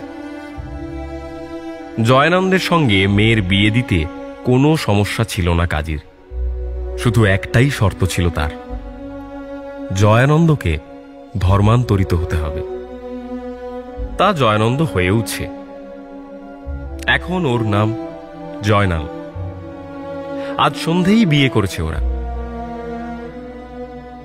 সমস্তটা শুনে প্রথমে বেশ কান্না পেয়েছিল চন্দ্রার। কেঁদেও ছিল বাবাকে জড়িয়ে ধরে। তারপর ধীরে ধীরে নিজেকে সামলে নিয়েছে। বাবা অবশ্য একবার বলেছে, তুমি যদি চাও মা, তবে এই লগ্নে আমি অন্য কারোর সঙ্গে তোমার বিয়ে দিতে পারি। চন্দ্রাবতী কোনো উত্তর না দিয়ে ফ্যাল ফ্যাল করে তাকিয়েছিল বাবার দিকে। কবি বংশীদাস ওই তাকানোতেই বুঝে গেছে মেয়ের মনের কথা। তাই সেও আর জোর করে, বাকিদেরও বারণ করে দিয়েছে। কেউ যেন চন্দ্রাকে নতুন করে বিয়ের জন্য জোর না করে। দিন কয়েক পর যখন চন্দ্রার পা থেকে ভেঙে যাওয়া বিয়ের আলতা পুরোপুরি উঠে গেছে, তখন বাবার সামনে এসে দাঁড়ালো সে। বাবা, পুঁথি থেকে মুখ তুলে তাকালো দ্বিজ বংশীদাস। বলো মা। চন্দ্রা তখন অকপট গলায় বলল, বাবা, ফুলেশ্বরীর পাড়ে আমার একটা শিব মন্দির বানিয়ে দাও, আমি ওইখানেই থাকবো। কেন মা, আমাদের সঙ্গে থাকতে তোমার কোনো সমস্যা হচ্ছে? না বাবা, আমি একা থাকতে চাই কিছুকাল। সংসারের প্রতি আমার আর কোনো টান নেই। পুজো আর পড়াশোনা নিয়েই থাকব। বাড়িতে যত বেশিক্ষণ থাকব, মায়ের কষ্ট আমায় দেখে আরো বাড়বে। আমি ওইখানেই ভালো থাকবো বাবা। বংশী কি যেন একটু ভাবল, তারপর বলল, আচ্ছা ঠিক আছে, তুমি এখন ঘরে যাও, আমি দেখছি কি করা যায়। ধীর পায়ে ঘরের দিকে ফিরে চলল চন্দ্রা। পড়া বাদ দিয়ে বংশী অপলক তাকিয়ে রইল মেয়ের গমন পথের দিকে। তার মেয়ে আর কিশোরী নেই। কয়েকদিনের ব্যবধানে অনেক বয়স বেড়ে গেছে মেয়ের। বংশী দুঃখ পেলেও নিদারুণ যন্ত্রণা তার হল না। সে কবি, মানুষের মনের গহীন আকাঙ্ক্ষা বোঝে। তার মেয়ের মনের মধ্যে কি চলছে সেটাও আন্দাজ করতে পারল বংশীদাস। মনে মনে ভাবল,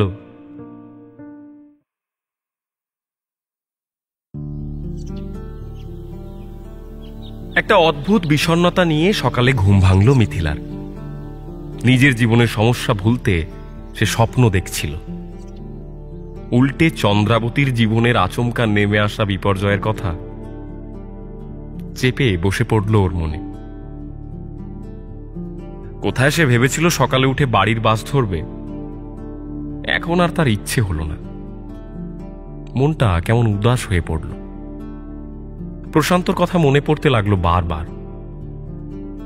আজ বৃহস্পতিবার, প্রশান্ত এখন আলিপুরদুয়ারে। মিথিলা বাড়ি যাচ্ছে, তাই এই সপ্তাহেও ফিরবে না। মাসির দোকানে চা খেতে এসে একটা কল করল প্রশান্তকে। প্রথমবার ফোন বেজে কেটে গেল। দ্বিতীয়বার কলটা ধরল প্রশান্ত। ঘুম জড়ানো গলায় বলল, হ্যালো, হ্যাঁ মিথি বলো। মিথিলা বলল, আজ একবার শিলিগুড়ি আসবে? আজকে কেন? তুমি তো আজ বাড়ি যাচ্ছ। বিকেলে যাব, এসো না প্লিজ। প্রশান্ত হেসে বলল, আচ্ছা ঠিক আছে, আসছি। মিথিলা বলল, স্টেশনে নামার আগে জানিও, শালুগাড়া যাব। ওই যেখানে তমালিকাদের সঙ্গে গিয়েছিলাম, বেশ নিরিবিলি জায়গা, আরামসে কথা বলা যাবে। প্রশান্ত আচ্ছা বলে ফোন রেখে দিল।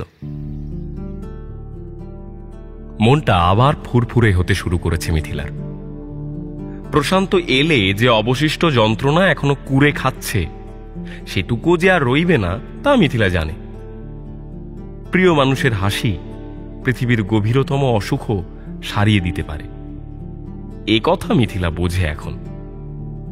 মাসির দোকানে এসে এক কাপ চা নিয়ে একটা সিগারেট জ্বালালো মিথিলা। ইদানিং মাঝে মধ্যে সে একটা দুটো সিগারেট খায়। প্রশান্তর থেকেই এই বদ অভ্যেসটা ওর হয়েছে। এমন সময় অশ্রুতও এলো দোকানে। ইদানিং ওকে আর তেমন দেখা যায় না, না কলেজে না আড্ডায়। দিনকে দিন ছেলেটা যেন হারিয়ে যাচ্ছে। একটা চেয়ারে কিছুক্ষণ চুপচাপ বসে থেকে অশ্রুত মিথিলাকে বলল, ভাই, আমি আর শিলিগুড়িতে থাকবো না। চমকে উঠল মিথিলা। থাকবি না মানে? কোথায় যাবি? জানি না, ভাবছি অনার্স শেষ হলে অন্য কোথাও চলে যাব।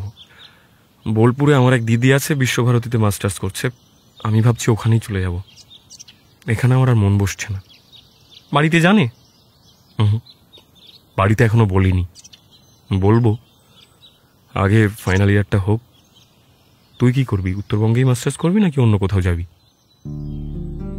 মিথিলা একটু ভাবল। প্রশান্তর কথাটা এখনো ওদের পুরোপুরি জানানো হয়নি, আজ জানানো যেতে পারে। সে বলল, আমি এখানেই থাকবো। প্রশান্ত আছে। নীলিমা আর চন্দনের তো দেখলাম, দূরে যাওয়ার কথা আসতেই সম্পর্কটা ভেঙে গেল। ছেলেটার সঙ্গে তুই প্রেম করছিস? মৃদু হাসল মিথিলা। হ্যাঁ। অশ্রুত হেসে বলল, বাহ, তাহলে থাক, যাস না। প্রেম ছেড়ে যাওয়া উচিত না। এই তা একদিন দেখা করা আমাদের সঙ্গে? হ্যাঁ করাবো, বাড়ি থেকে আসি এইবার, তারপর। বাড়ি তো যাচ্ছিস, তোর বাবার ব্যাপারে কি বলবি মাসিমাকে? মিথিলা সিগারেটে শেষ টানটা দিয়ে সেটাকে সামনের বাগানে ছুঁড়ে ফেলে বলল, হ্যাঁ বলবো, মাকে বলতেই আমি বাড়ি যাচ্ছি। বেশ, তো আর দেখা হয়েছিল নাকি? হ্যাঁ কালকেই হলো। স্মৃতির বাড়ি থেকে যখন ফিরছিলাম তখন একই টোটোতে ফিরছিলাম। কাল আমি বলে দিয়েছি আর যেন আমার সঙ্গে দেখা না করে। উনি কি বললেন? কিছু বলেন, কি আর বলবে, এতগুলো বছরে একবার খোঁজ নেওয়ার প্রয়োজন বোধ করেনি বাবা। এখন এসে যতই ভালো কথা বলুক, আমি তো দেখেছি মা কিভাবে আমাদের নিয়ে স্ট্রাগল করেছে। আমি আর কোনোদিন বাবাকে ক্ষমা করতে পারবো না। এতক্ষণে ঘুম ভেঙে তমালিকাও এসেছে মাসির দোকানে। ওর পিছু পিছু নীলিমাও এলো। এই তো কয়েক মাস আগেও ওরা 5 জন ছিল, এখন 4 জন। আর কয়েক মাস বাদে অশ্রুত চলে যাবে বোলপুর। বাকিরাও হয়তো এখানে ওখানে ছড়িয়ে যাবে। কালে ভদ্রে দেখা হবে ওদের। এক সময় হয়তো আর সেটাও হবে না, তখন কেবল স্মৃতিটুকুই রইবে। এই মেসের স্মৃতি, ওদের একসঙ্গে কাটানো মুহূর্তগুলোর স্মৃতি। হঠাৎ নীলিমা বলল, খুব ঘুরতে যেতে ইচ্ছে করছে ভাই, যাবি? মিথিলা বলল, আমরা 4 জন না 5 জন। সুতোপাকে একটা কল করে দেখবি ও কবে ফিরবে, তখন না হয় যাব। এই শ্রুত, এই একটা কল কর না। অশ্রুত হাসল। সুতোপা আর এদিকে আসবে না। তোকে বলেছে? আমি জানি। আসলে ব্যাপারটা কি জানিস তো? আমি বুঝি, তোরা এখনো ঠিক বুঝতে পারিস না। সুতপা আমার প্রেমিকা ছিল, শুধু বন্ধু নয়। আচ্ছা তুই ভাবতো তমালিকা, তোর ধর কোথাও বিয়ে হয়ে গেল, তারপর তুই চন্দনের সঙ্গে ঘোরার জন্য হায়দ্রাবাদ যেতে পারবি? তাও তো তোর আর চন্দনের প্রেম সবে শুরু হয়েছিল। যা কিছু তোরা সদ্য আবিষ্কার করছিলি, আমরা সেই খেলা মাসের পর মাস খেলেছি। অতটা সোজা নয়। আমি তোদের দোষ দিই না, ইনফ্যাক্ট আমি তোদের খুব ভালোবাসি। তোরাই আমার সবচেয়ে কাছের বন্ধু। কিন্তু সুতপাকে আর ডাকিস না এখানে। ও এলে ওকে না ছুঁয়ে আমি থাকতে পারবো না। আর ওকে ছুঁয়ে দিলে আবার সব উল্টে পাল্টে যাবে রে, সেটা ঠিক না। যদি ঘুরতে যেতে হয় চল আমরা 4 জনে যাই, নইলে থাক।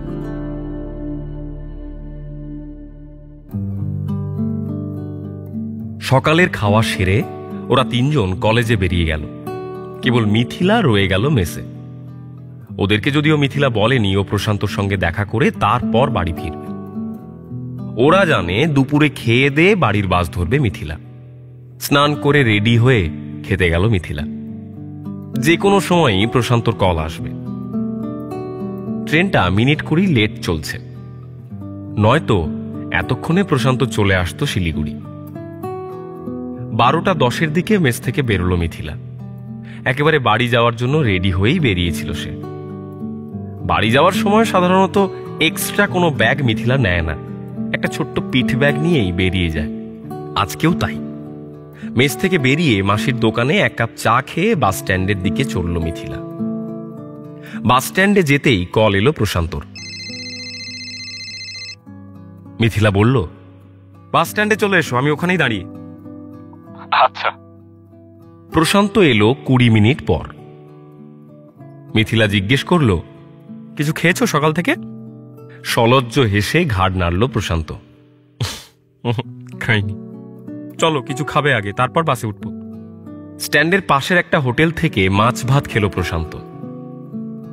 ওর পাশে বসে মিথিলা বলল, তুমি না খেয়ে আসছো বললে আমিও খেতাম না, একসঙ্গে বসে খাওয়া যেত। প্রশান্ত হাসল। এক গাল খাবে আমার হাতে? মিথিলা বাচ্চাদের মতো ঘাড় নাড়ল। খাবো।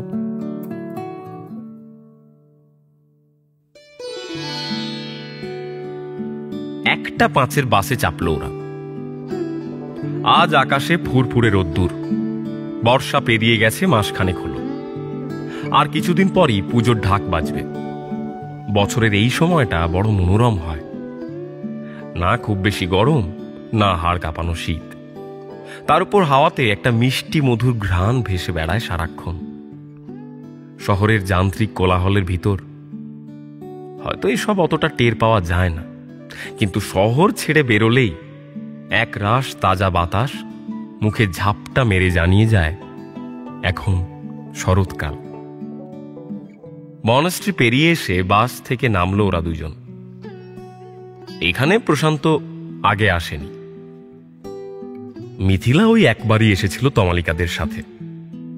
ঘাট লাগোয়া একটা চায়ের দোকান, সেটা আজ বন্ধ। হয়তো দোকানি বাড়ি গেছে দুপুরের খাবার খেতে। নদীর পাড়ের রাস্তা ধরে বেশ খানিকটা এগিয়ে গেল ওরা দুজন। এদিকটা একেবারে নির্জন, একটা বাড়িঘরও নেই। শেষ বাড়িটা ওরা পেরিয়ে এসেছে মিনিট খানেক আগে। সামনে আরো 8 কিলোমিটার মতো গেলে একটা আশ্রম, বাউলদের ঠেক। বুনো ঝোপ আর আম বট জিয়লের জঙ্গলে ঘেরা পায়ে চলা রাস্তা, একেবারে নদীর পাড় ঘেঁষে। এই জঙ্গলের কারণেই এই জায়গায় ভাঙন একেবারে নেই বললেই চলে। হাঁটতে হাঁটতে একটা ছোট্ট ফাঁকা জায়গা খুঁজে পেল মিথিলা, একেবারে নদী লাগোয়া। প্রশান্তকে নিয়ে সেখানেই বসল সে।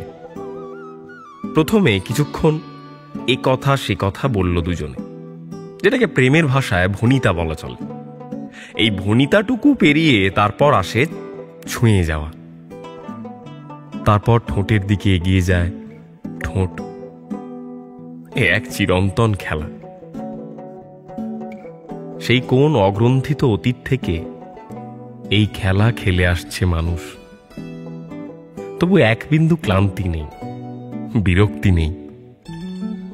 প্রতিবারই যেন মনে হয় একেবারে নতুন এই খেলা। কিন্তু আজ খেলাটা জমল না।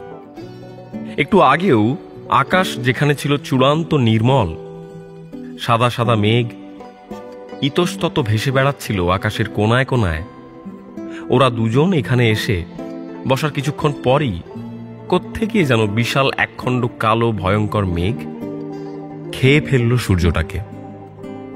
ঝোড়ো হাওয়ার বেগও বাড়ল দ্রুত। এমন সময় হঠাৎ ফোন বাজল প্রশান্তর। কিন্তু প্রশান্তর পকেট থেকে না, বরং ব্যাগের ভিতর থেকে ফোনের আওয়াজটা এলো। চমকে উঠল মিথিলা। প্রশান্ত খানিক ভেওয়া চাকা খেয়ে গেল। মিথিলা বলল, ফোন বাজছে তো, ধরো। প্রশান্ত বলল, না থাক, ছেড়ে দাও। মিথিলা বলল, তুমি তো ফোন পকেটে রেখেছিলে বাস থেকে নামার সময়, ব্যাগে কখন গেল? ইতিমধ্যে দ্বিতীয়বার কল এলো। এবার মিথিলা নিজেই পাশে রাখা প্রশান্তর ব্যাগ খুলে ভিতর থেকে ফোনটা বের করে আনলো। ব্যাগের অন্ধকার থেকে ফোনের অবয়বটা বাইরের আলোয় আসতেই ধন্ধে পড়ে গেল মিথিলা। এই তো সেই অন্য ফোনটা, যেটা ভেঙে গেছিল প্রশান্তর হাত থেকে পড়ে। অন্তত প্রশান্ত মাস দুয়েক আগে সেটাই বলেছিল মিথিলাকে। তাহলে সেই ফোন আজ সুস্থ অবস্থায় প্রশান্তর কাছে কি করছে? প্রশান্ত আর চোখে একবার তাকালো মিথিলার দিকে। সে দেখল মিথিলার চোখে অজস্র প্রশ্ন উপচে পড়ছে। ইতিমধ্যে যে কল করেছে তার নামটাও দেখে নিয়েছে মিথিলা। জয়ন্তী কল করেছে।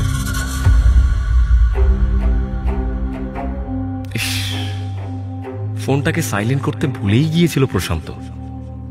রাগে বিরক্তিতে ভিতরে ভিতরে কুঁকড়ে যেতে লাগলো প্রশান্ত। দাঁত কিড়মির করে উঠল তার। জয়ন্তীরও বলিহারি পই পই করে বলে দিয়েছিল প্রশান্ত, বাড়ি যাচ্ছি, ফোন করবি না। তাও ফোন করতেই হলো। কাঁপা কাঁপা হাতে ফোনটা রিসিভ করে স্পিকারে দিল মিথিলা। তার মাথায় তখন গত রাতের স্বপ্নের দৃশ্যগুলোও ঘুরছে। ফোনের ওপাশ থেকে জয়ন্তী বলল, সরি, আমি তোকে কল করতে চাইনি, জানি তুই বাড়িতে আছিস, কিন্তু কি করবো বল, তোকে আমার খুব মনে পড়ছিল। সোজা চোখে প্রশান্তর দিকে তাকালো মিথিলা। তারপর ফোনটা ওর দিকে এগিয়ে দিয়ে চাপা গলায় বলল,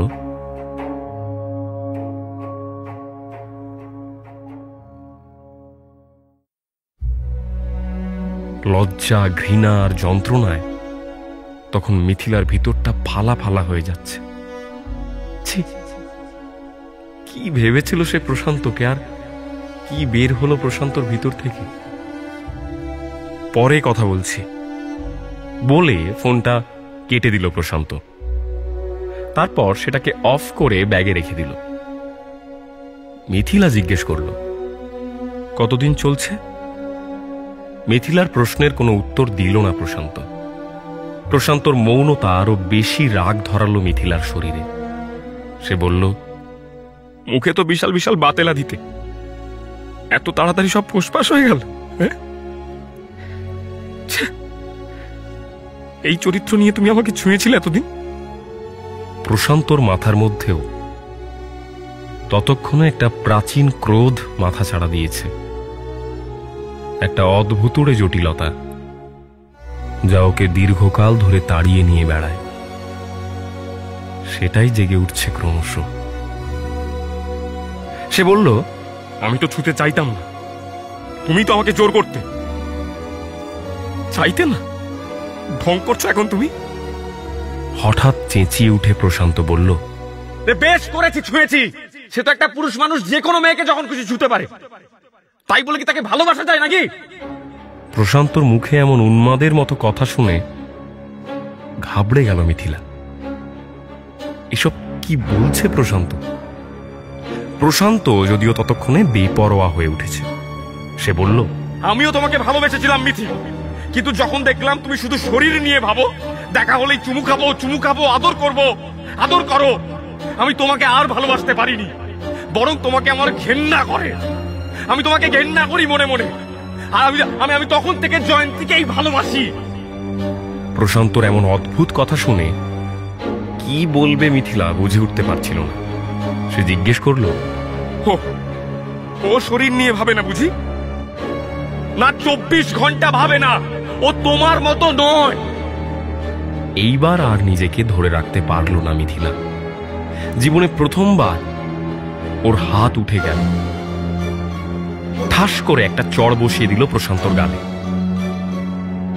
আর সঙ্গে সঙ্গে আকাশ কাঁপিয়ে বৃষ্টি শুরু হলো। ঝিরঝিরে বৃষ্টি নয়, একেবারে ঝড়।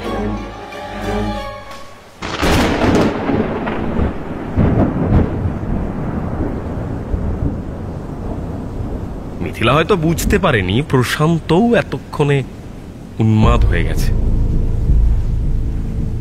মিথিলা ওকে চড় মেরে হতভম্বের মতো বসে কাঁদছিল। বৃষ্টির জলে ইতিমধ্যেই দুজনে ভিজে গেছে অনেকটা।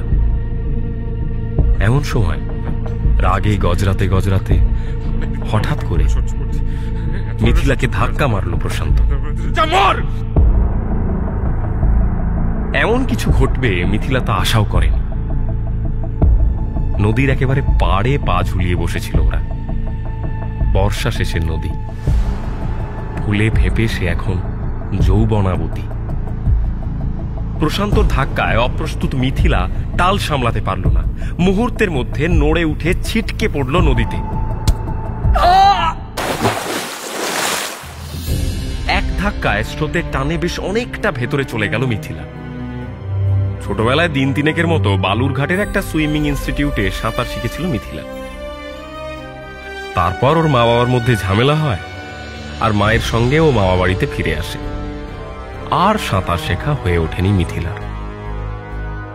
আর হয়ে উঠলেও এই ঝোড়ো বৃষ্টির মধ্যে ভরা স্রোতের নদীতে সেই সাঁতার কতটুকুই কাজ দিত তা বলা শক্ত। দেখতে দেখতেই প্রশান্তর চোখের সামনে অনভ্যস্ত হাত পা ছুঁড়তে ছুঁড়তে তলিয়ে গেল মিথিলার দেহ। প্রশান্ত যদিও সাঁতার জানত, কিন্তু তখন ওর মাথার ভেতর মারণ নৃত্য চলছে। ডুবন্ত মিথিলার দিকে একবার থুতু ছুঁড়ে দিয়ে উঠে পড়ল সে। মিথিলার ব্যাগ, ফোন সবই ছুঁড়ে দিল তোরসার জলে। তারপর ধীর পায়ে ফিরে চলল বাস স্ট্যান্ডের দিকে।